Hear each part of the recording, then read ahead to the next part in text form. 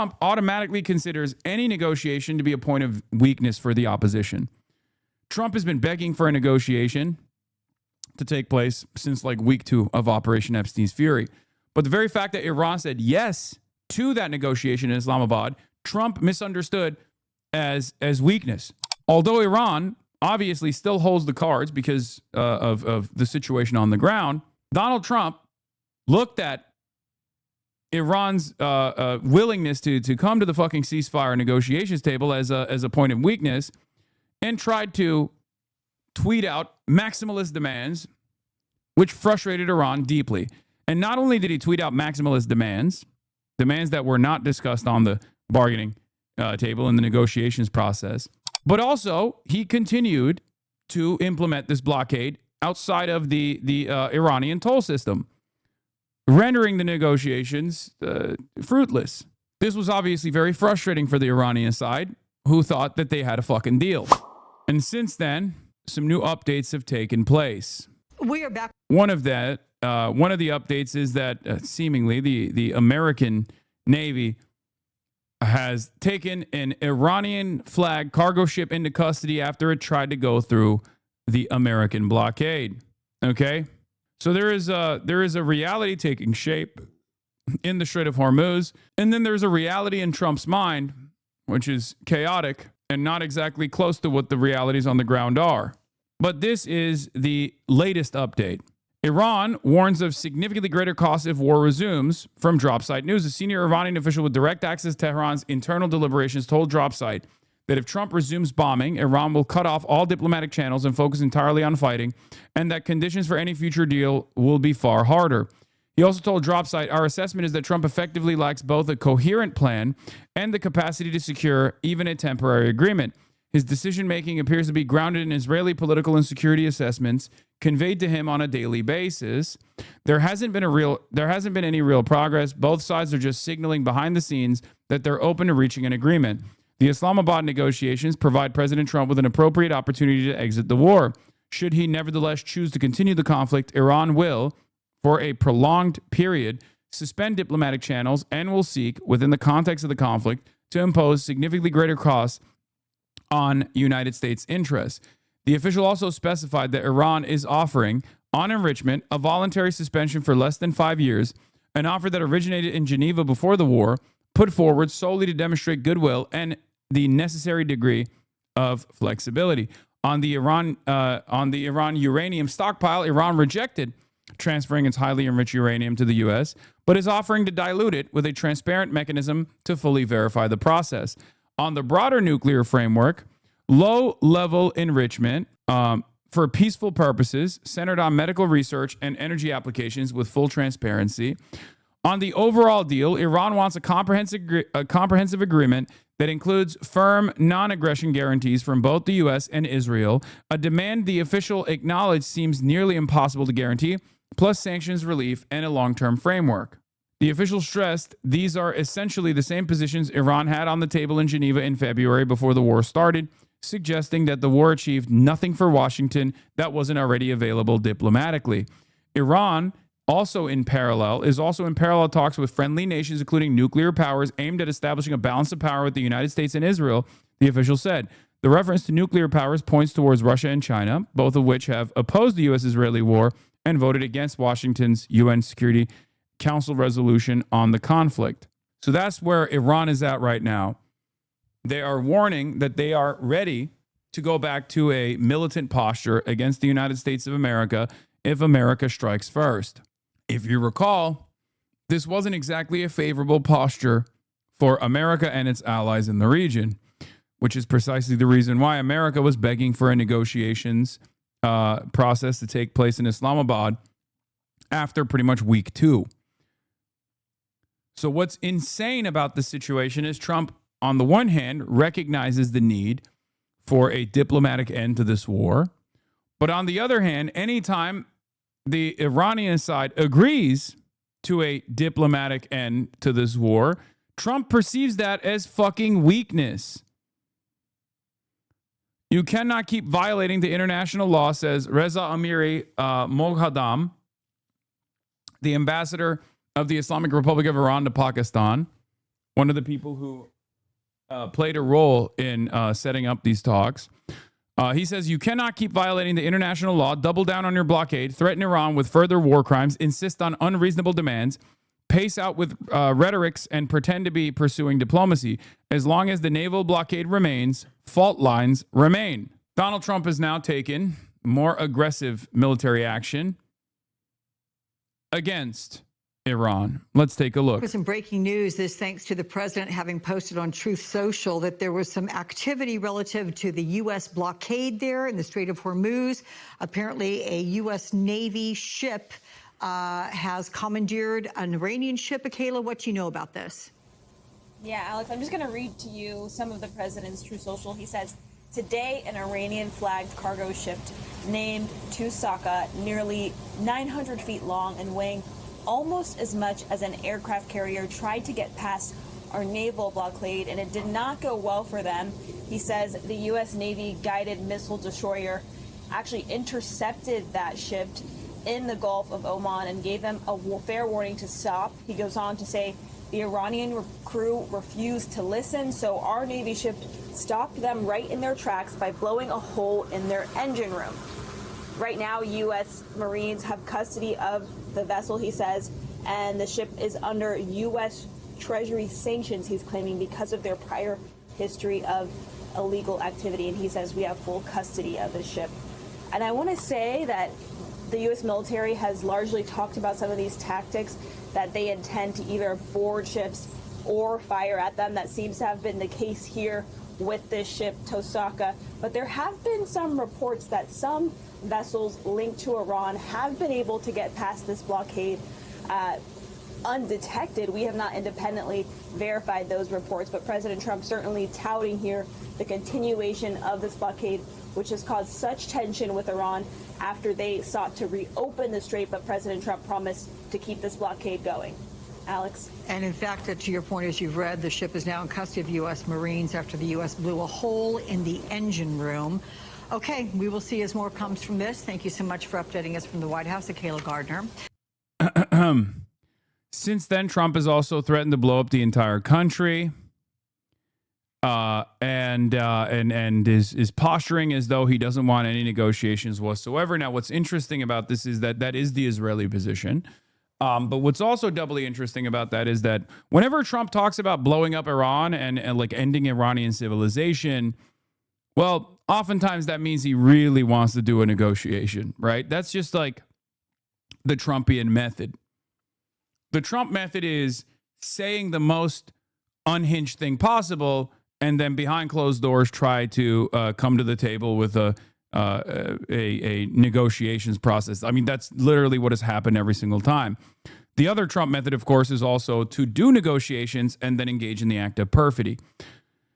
Iran's IRNA says Iran rejected taking part in the second round of the talks with the U.S. Iran stated that its absence from the second round of talks stems from what it's called Washington's excessive demands, unrealistic expectations, constant shifts in stance, repeated contradictions, and ongoing naval blockade, which it considers a breach of the ceasefire.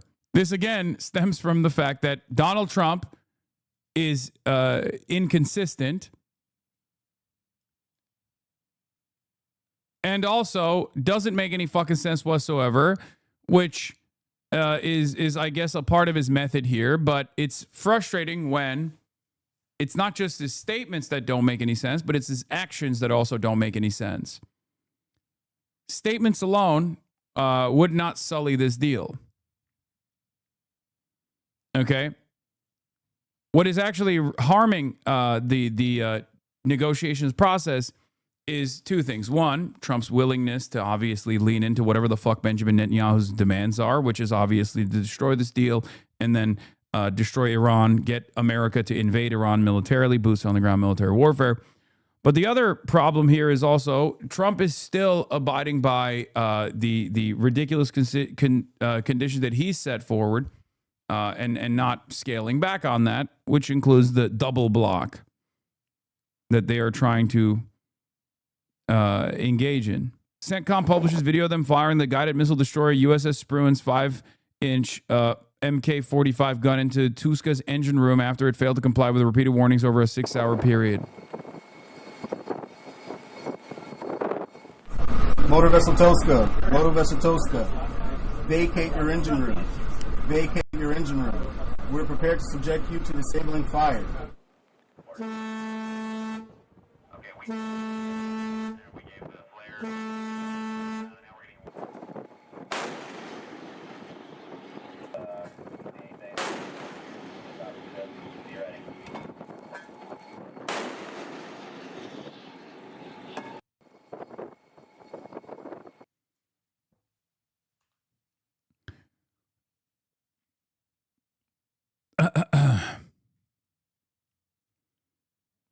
I like that they were acting like they were frustrated when Iran was doing this shit. They were like, this is illegal. How dare Iran do stuff like this? And now they're doing the exact same shit. Muslims are terrorists and deserve everything that happens to them, says Jan 501737. I like that we were just watching the Americans engage in the same things that these guys will freak out when Muslims do, right?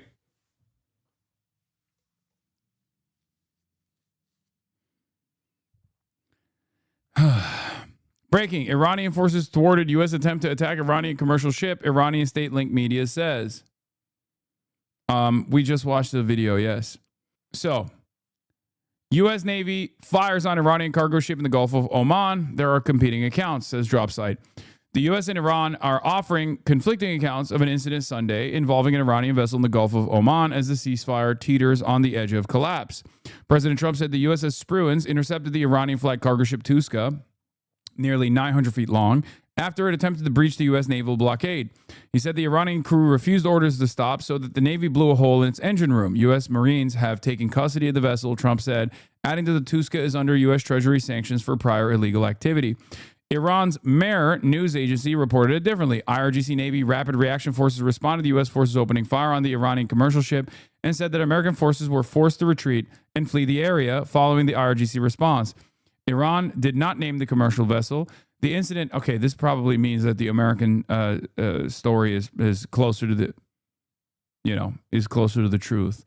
The incident comes as 2-week ceasefire expires Tuesday, and a second round of talks remains unconfirmed. Iran has said it will not negotiate while the naval blockade remains in place. The U.S. has said the blockade will continue regardless. Yes, if America already has control over the boat, it's over. Then the Iranian side is not correct. But then again, they're just showing only video footage of us shooting at the vessel and not of us maintaining control over the vessel. So who knows? And maybe the Iranians are talking about a separate vessel. So we have here, we'll look at... Here's one we did earlier. Trump, and then we'll look at what the actual principal negotiators and their maximalist demands look like. Israel. And showcasing how it's turned a shipping lane into a marina. Iranian TV broadcasting tankers halted in the Straits of Hormuz as radio traffic emerges of an Indian tanker attacked yesterday by Iranian forces. Sepa Navy, this is Motor Hasan Marhedar. You gave me clearance to go. My name second on your list. You gave me clearance to go. You are fighting now. Let me turn back. That action causing Trump to repeat his previous threat to Iran to bow to his peace demands. If they don't, the United States is going to knock out every single power plant and every single bridge in Iran. No more Mr. Nice Guy. An old threat, of course, so far an empty one. It would also likely be a war crime of enormous proportions. A former Israeli military intelligence specialist on Iran says America doesn't begin to understand the country. Iran will not cave in and indeed is emerging ever stronger in all this. They cope with the two strongest air forces in the world, and they managed to overcome. For them, it was winning but not losing. They still have the capacity to launch missiles and drones even today. They still hold the 440 kilos or 60% enriched uranium in Natanz and Isfahan. They still have the capacity to control the straits and actually control the artery of the international economy. So for them, yes, they suffered. They know they suffered. They're not stupid. But in terms strategically, they have the upper hand. So, suits on for Vance, Witkoff and team, the US Vice President leading another delegation to Pakistan tomorrow for talks. But who with? Iran saying tonight they won't go whilst Trump is blockading their shipping. Our policy is also step by step. Action, commitment for commitment. They take one step, we take one step. It should not be the case that we fulfill our commitments while they do not. Well, at least both sides are still communicating behind the scenes, leaving their bosses to do the posture and threat thing that both do so well. It all leaves Israel's Prime Minister looking friendless abroad, beleaguered at home. Tel Aviv last night and thousands out demanding a full inquiry into the Hamas invasion of October the 7th. Netanyahu, the clear target in all that. Up north today, anger at Israel's leaders of a different sort. The border town Kiryat Shimona in a shut-down protest at Netanyahu bowing to Trump's order to stop attacking Lebanon close by. And over that border, caught as ever in it all, Lebanese families slowly going home to the south. Very slowly, after Israel bombed bridges. And what will they find when they get home? A house or a pile of rubble? Yes, the Iranians then announced in the last hour they're not going to those talks. Fed up, they say, and indicate with the mixed messaging they see coming from the White House and President Trump. Well, when you look at it, President Trump has tried violent and abusive language to persuade the Iranians the deal. Didn't work. He's tried to compliment them. Didn't work. He's tried to... Who fucking cares about October 7th? Buddy, those people that are demanding an investigation to October 7th are some of the most consequential voters in Israel right now. They're not demanding an investigation into October 7th because they're like, oh, Benjamin Netanyahu didn't go hard enough. They're demanding an investigation into the, for example, the Hannibal Doctrine that was implemented and what the security flaws look like. How much did the Benjamin Netanyahu cabinet know ahead of time before October 7th took place, and whether they allowed it to happen or not. Okay? That's not a bad thing at all. That's a good thing. And there should be more demands. Some of you motherfuckers literally see a good thing happening and just immediately cast it aside. It's good. It's good that they're demanding that. And also, the protesters are frustrated with the Netanyahu cabinet's actions in general. They're not demanding more militant action. To threaten what certainly looked like an out-and-out genocide. It didn't work. He's tried today to threaten what certainly appears in the minds of many to constitute a war crime if it happened. It did not work. Then step back. This isn't really primarily about Iran, Straits of Hormuz, their search for a bomb. It's about the Palestinian question. And on that, we've seen the Israeli state with its American ally get involved in serious conflict in not one, not two, not three, but 4 regions. 5 if you include the West Bank. Why? To destroy Hamas. They've failed. To destroy Hezbollah. They failed. And to destroy the Iranian regime. They have failed. That regime in Tehran, yes, is violent and it is repressive. But tonight, with all that, you understand why they're perhaps thinking they've got quite a lot in the tank when it comes to... We are back with the Fox News Alert. Chief Foreign Correspondent Trey Inks just speaking with President Trump and has the latest from Tel Aviv. Trey, what can you tell us and what did the president have to say?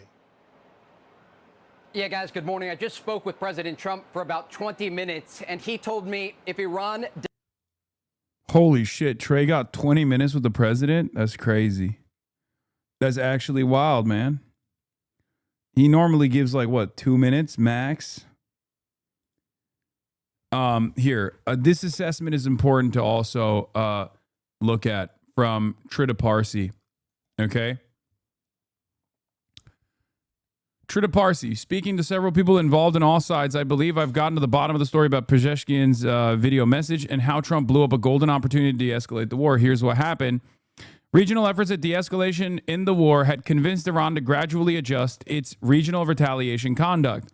In a first step, the Iranian president, as the head of the Interim Leadership Council, announced that attacks on neighboring countries would cease as long as their territories wouldn't be used to attack Iran.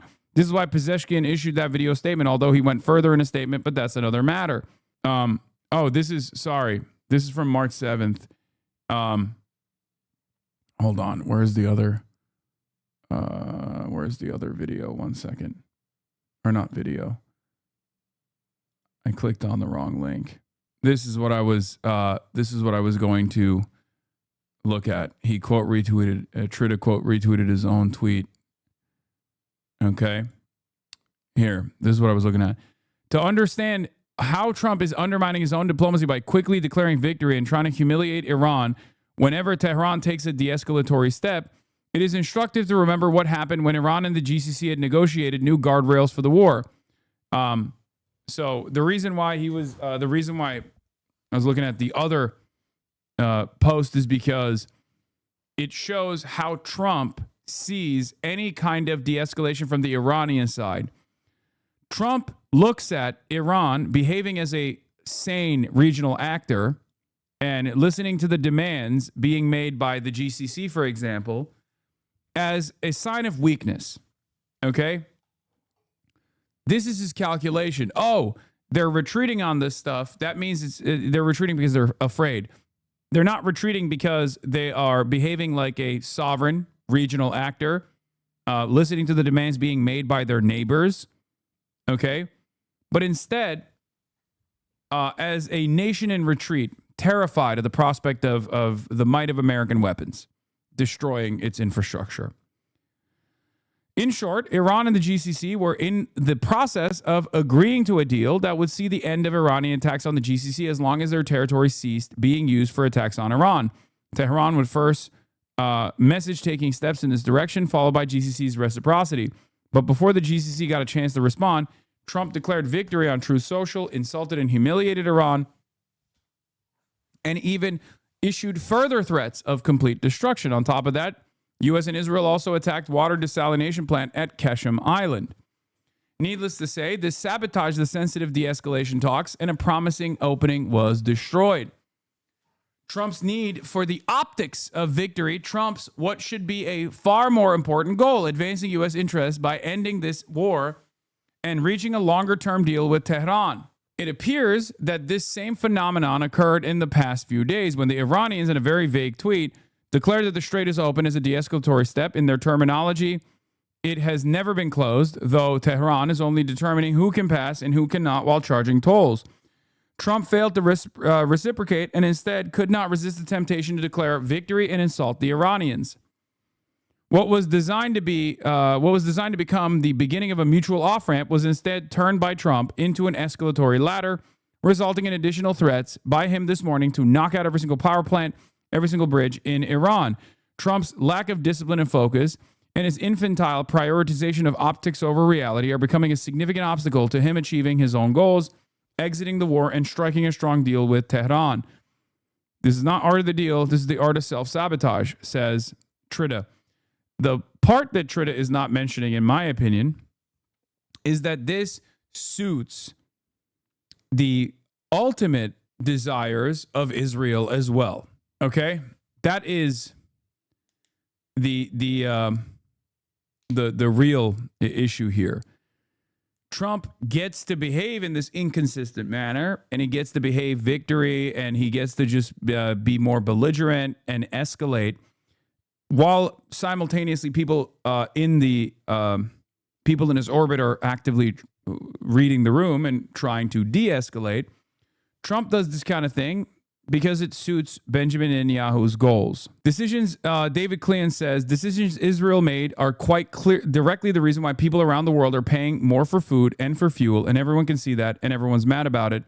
It's going to have lasting effects. He's talking to the deputy digital director of Bulwark Online, who is complaining about, the relationship between Israel and the Democrats and yada, yada, yada, right? To which Matthew Petty responds, this future was clear as day to me by 2019 or 2020. The U.S. being physically incapable of saying no to Israeli ambitions meant that they were going to become everyone's problem at some point. And even the specific route, Iran war, was advertised quite loudly. The United States of America is openly saying Israel is bringing us into this, and we are waging this war for Israel, and we're continuing to destabilize for Israel as the rest of the world experiences inflationary shocks, experiences an energy crisis. What do you think this is going to do to American soft power and American influence around the globe? And what do you think this will do to the influence of Israel and the way that people perceive Israel around the world? That is a major problem that neither America nor Israel is invested in facing, okay? This goes back to the same mentality. This goes back to the same frustrating reality that I have observed. 800 military bases turning into 800 separate military invasions, okay? It's that simple. But let's take a look at what Trump's assessment is currently. Does not sign this deal, the whole country is getting blown up. He went on to say that bridges and power plants will be targeted if Iran does not sign this agreement. The president telling me that U.S. Special Envoys Jared Kushner and Steve Witkoff are heading to Islamabad, Pakistan for meetings on Tuesday, possibly into Wednesday, to try and get this agreement across the finish line. The president telling Fox News this is a very simple deal, but this is the last chance for the Iranians. The president very clear in our conversation that he is not making the same mistake that President Obama made, giving cash to the Iranians and allowing them to continue a nuclear program. The deal on the table is... It's literally, I mean, I don't have an issue with unfreezing Iranian assets and sanctions relief. I think that's the just thing to do. That's the moral thing to do. But from Trump's perspective, this is a far, far more beneficial deal for the Iranian side than Barack Obama ever entertained. Larger amounts of dollars are being discussed to the tune of $20 billion, right? Which is a fraction of the $100 billion that we have frozen, but still a far larger percentage of the overall assets that were frozen by the United States of America than Barack Obama did, okay? So, and Joe Biden as well. Barack Obama was what? 1.7 billion. Joe Biden, 6 billion. Trump is talking about $20 billion. You know, if you're going to call one cold, hard cash in pallets being shipped over to Iran, well, then this is a much larger chunk of that cold, hard, green cash being shipped over in pallets to Iran. To reopen the Strait of Hormuz to ensure that the Iranians do not have this highly enriched uranium that is buried deep underground after Operation Midnight Hammer last summer. And again, the president telling Fox News that the entire country will be blown up. Bridges and power plants will be targeted if the Iranians do not sign this agreement. This is a significant development because we are in this less than 72-hour window before the ceasefire between the United States and Iran expires. And the president has given the Iranians an opportunity for an off-ramp, an olive branch he is extending to the Iranian regime to avoid this region going back into war.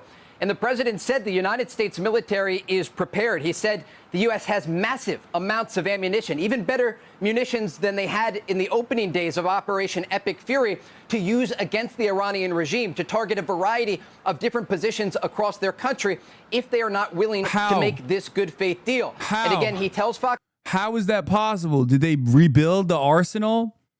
With what, with what resources? With what runway? We know how long it takes. This is just, again, cope. Fox News that his special envoys are headed to the Middle East, and they are going to try and get this deal across the finish line. But this is in the hands of the Iranians, if they are willing to make a good faith agreement. And if they are not, the president has indicated there will be significant strikes against the Iranian regime in response if this diplomatic effort does not succeed. Guys? Trey, in your conversation with the president, it hasn't been talked much about lately, but there has been focus on Karg Island because of its strategic proximity to 90% of the crude oil goes through there. Did the president raise, I know he's talked to you about bridges and power plants, but what about the oil infrastructure? It takes weeks to reload missile cruisers. I mean, we're not even talking about reloading the missile cruisers. We're talking about rebuilding the missile stockpile. That takes years at times, especially if we're talking about standoff munitions that take a long ass time to make. We're talking about, in certain instances, with the current capabilities of U.S. procurement, 12 per year for like the THAADs, right? That is, you're not going to be able to make up for that that diminished stockpile in a matter of 1 week. It's just not going to happen. Structure. The president talked about the Strait of Hormuz and these violations of the ceasefire that were conducted by the Iranians yesterday. President Trump telling me about how... Can you explain what unfrozen assets are? Sorry, I asked that already, but it was right as you got up. Yes. So Iran, like any other country, like an oil-rich country, sells oil and gas to other countries, right? Other countries that are under the control of U.S. empire. Countries like Korea, or even in certain instances like Qatar and many other places, right? So what America does after that shipment is cleared, after the money is supposed to exchange hands, is America will tell those other countries like Korea or Taiwan or many other places to freeze those assets. So that money never exchanges hands. That money is taken out of the bank accounts of South Korea, for example. And before that money makes its way to the Iranian bank accounts, it's frozen. America is currently sitting on, tens of billions, if not $100 billion worth of money that was supposed to be sent to Iranian bank accounts. Okay? So when the American government says we're unfreezing these assets, what they're basically saying is they're no longer stopping the transfer of these assets that they have currently frozen. How they're using these small vessels to fire on ships in the Strait of Hormuz, but they're just using small ammunition. And despite the fact that they're not doing much damage, it's an indication that they are violating the ceasefire. And then the question... Yes, technically, the money is Iranian money, okay? The money is supposed to be in the hands of the Iranian government. That's all this means. It's just that America has illegally exercised its awesome power around the globe as the hegemon to stop this transaction from being completed. So it's not in the hands of South Korea.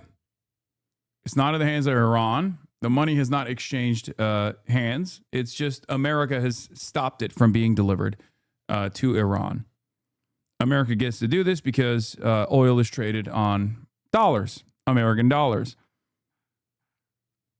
Yes, all that takes place in this situation is oil has been extracted and shipped over to another country. Iran no longer has the oil. America now has frozen the money. The question is, well, why are they not doing much damage? And that is because more than 150 Iranian vessels are currently at the bottom of the sea. During Operation Epic Fury, the United States hammered the Iranian Navy, and they had prepared for a possible confrontation with the United States, but not enough, because the U.S. was so successful in these strikes that much of the Navy vessels the Iranians had prepared were not able to be used. And that is the reason that they have to use these smaller vessels to threaten international shipping lanes. And again, this speaks to the success of Operation Epic Fury and just the inability of the Iranian regime to even respond and to violate the ceasefire in this manner. And so that is one of the key pillars of this broader agreement that President Trump is demanding the Iranian regime sign.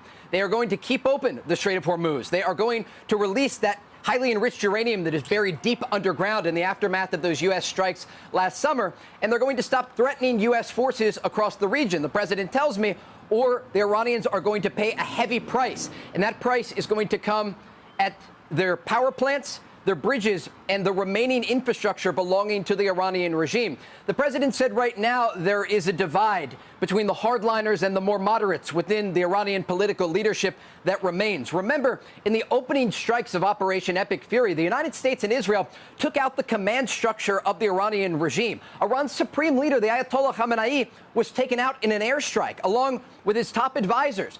The Iranians were in disarray in these moments after Operation Epic Fury began because they... Dude, Trey Yingst has become the biggest glazer of the Trump regime. Like, he is one of the most insane propagandists at this point. It is unbelievable how much he eats Trump's penis every time he talks. Okay? It's kind of crazy. Like, pretty much everything he said about the military successes, we all know was a failure. There was no real military goal that was achieved. And it's kind of insane the way he talks about this stuff. I thought you said you liked him. I mean, he's an interesting guy. He has been one of the lone voices that has actually criticized Israel from Israel about its targeting and slaughter of Palestinian journalists. But I guess this is his job here, is to be a stenographer for Trump. Yeah. The Hawks keep saying, we took out Iran's leadership. How could we be doing badly, as if nothing happened since day one of the war? Yeah, it's just, you're not recognizing the events that have unfolded in the last 51 days and instead of the last 52 days. They keep saying over and over again, like, well, we killed Khamenei. We killed the leadership structure. And they were in a state of disarray. They were in a state of panic. It's like, okay, well, their Mosaic defense system was implemented instantly, and they haven't stopped pummeling both the GCC states and also Israel since that began. And they have control over the Strait of Hormuz. Were hit even harder than anyone in the region believed they were going to be hit. And again, this speaks to the inability of the Iranians to not only defend their top leaders, but also defend their military structure. When we think about the threat Iran posed before Operation Epic Fury began, they were basically trying to get a nuclear weapon. They told negotiators they had enough highly enriched uranium for 11 nuclear bombs. And this was an indication to President Trump something had to be done to stop this regime from obtaining a nuclear weapon. But remember, you have this threat from the Iranians that also includes ballistic missiles and drones. And as part of Operation Epic... Oh, Trey Inks was promoted the chief foreign correspondent. Maybe that's when he switched up his tune. I don't know. But this is not good reporting at all. This is just being a stenographer for Trump.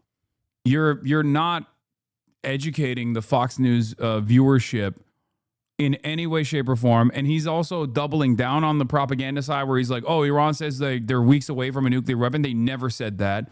They've said the exact opposite. And they were unbelievably conciliatory to the demands that the American side was making, as not only the Iranian side has repeatedly conceded on those demands, especially as far as like developing a nuclear weapon, but the Omani Omani foreign minister came out on American television and literally said a day before America started its strikes through, once again, perfidy, that the Iranian side was totally willing to abide by the maximalist demands that the American side was making. So like every single thing that he's talking about is not only untrue, but also it directly contradicts observable reality. And it's also a rehashing of events that have already taken place from a totally ridiculous framework, a framework that just makes you believe that whatever Trump is saying is actually correct. Don't look at what's going on in the Strait. Don't look at what has taken place in Israel. Don't look at what's happened in the GCC states, and simply listen to Trump's words and Trump's framing. Fury, President Trump ordered strikes against the production facilities of the Iranian regime, hammering their ballistic missile production centers and the drone centers. This is also contradicted by not only additional reporting, but contradicted by the fact that, Iran kept pummeling Israel and GCC states as well. But also there's new New York Times reporting that shows that I believe Iran has approximately 60% of its entire missile silos that are left intact. These strikes did not actually harm their missile launchers in the way that the American and the Israeli side has been claiming. I believe it's 60 or 70% that they still have in their stockpile, and even a larger percentage of their drones as well. So virtually everything he's saying is incorrect. That were used to target U.S. forces and allies across the Middle East. And now President Trump tells me that bridges and power plants are back on the target list for the United States. And if Iran does... By the way, they wouldn't be talking about missiles and or they wouldn't be talking about bridges and power plants if they were able to successfully destroy the Iranian missile cities that are deep underground. Okay? That is an admission of defeat. That is perhaps the greatest. Kaya, watch out. That's crazy. She's like standing right underneath me. Oh, what are you doing, lady? I'm gonna accidentally step on you. If they were capable of actually treating Iran's strike capabilities, if they were capable of destroying Iran's missile cities, they wouldn't be talking about bridges and power plants. They wouldn't be talking about hitting civilian targets, right? That is also another admission that they have not been able to accomplish their military goals at all. Not sign this agreement in Islamabad this coming week. The president will order strikes, he tells me, against power plants and bridges inside of Iran. This will be a major escalation. But the president told me, and he is expected, we also learned in that conversation, to release basically a letter today to the Iranians with this tough talk, letting them know what is at risk for their regime if they do not make a good faith agreement. The president told me this tough talk is the only thing the Iranians understand. They don't understand the traditional diplomacy and dialogue of the region. They understand. That's so funny. Brother, I've never heard someone be so oppositional to reality. It is literally the exact opposite, man. We are behaving like belligerent actors here. That is crazy. Not only has Iran... Oh my God, Kaya. No. That's crazy, Kaya. That is crazy. She literally was like, oh yeah, you don't want me to stand right behind you so that you can accidentally drive over me with your chair. I'm going to get even closer. But in any case, getting back to what Trey was saying here, or it's just, whatever Trump is saying that Trey is just repeating verbatim.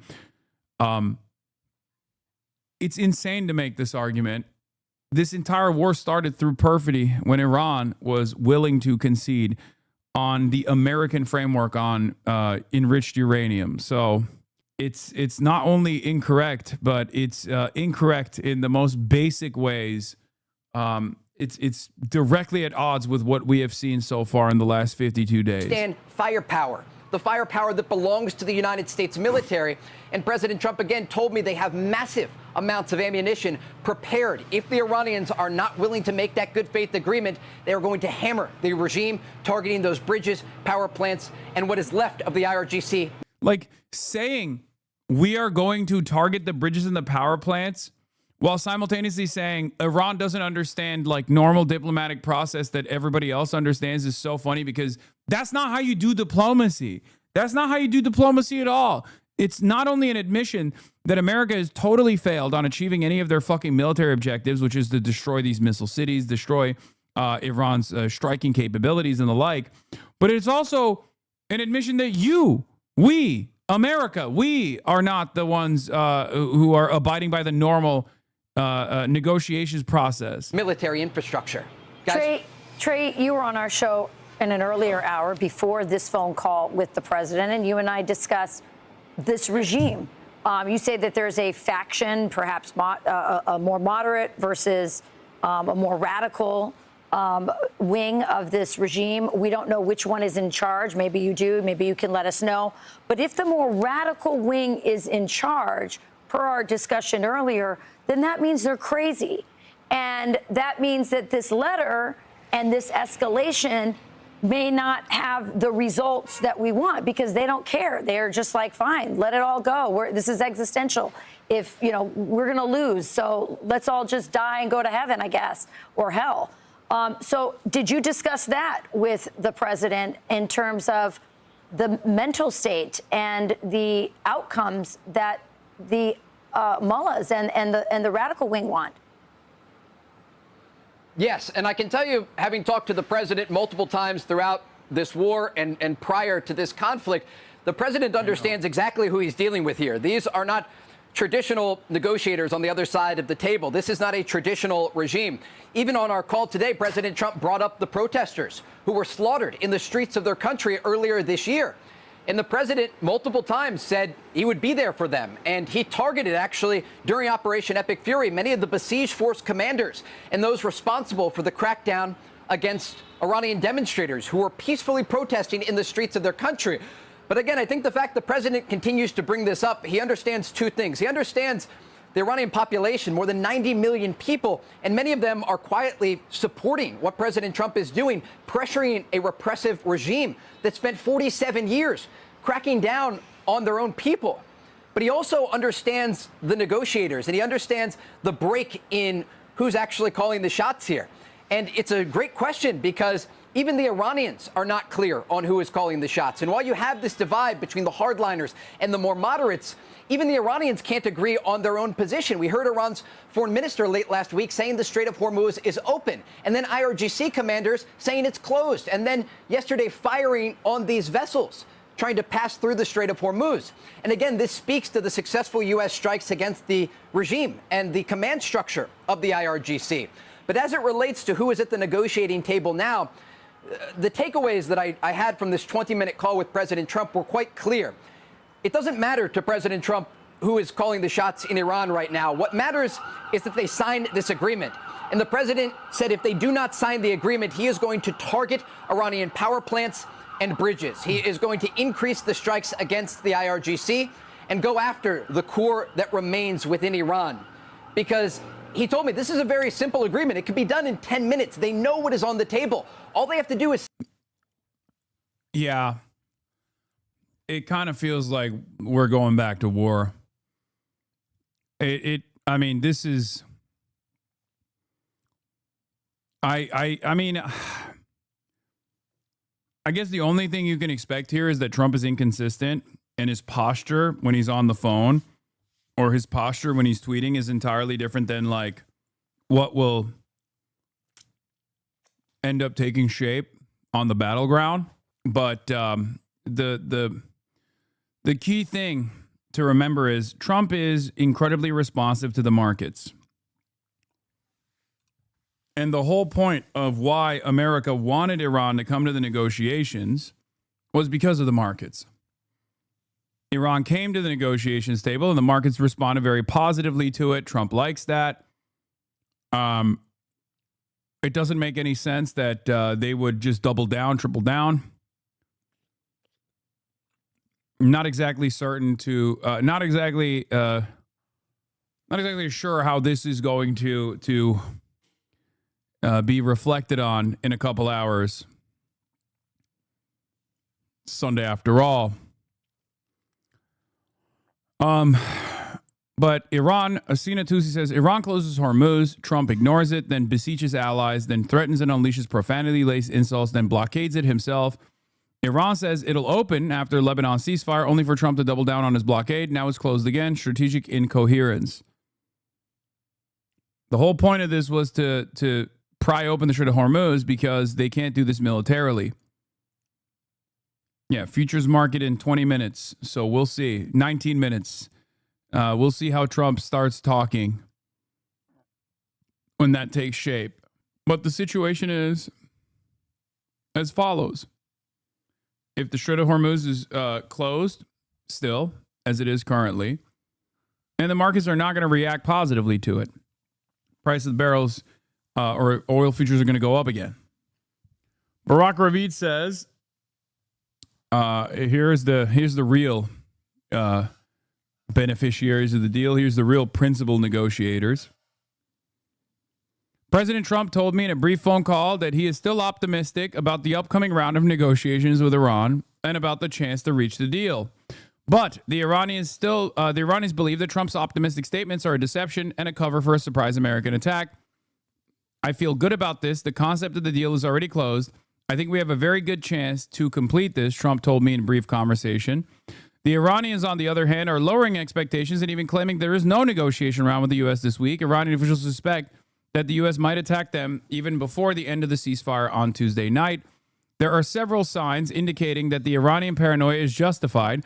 The sensitive security discussion that Trump convened in the White House Situation Room today, Sunday, the reinforcement the U.S. military continues to pour into the Middle East, and the fact that so far it hasn't been announced when Vice President Vance is supposed to go to Pakistan.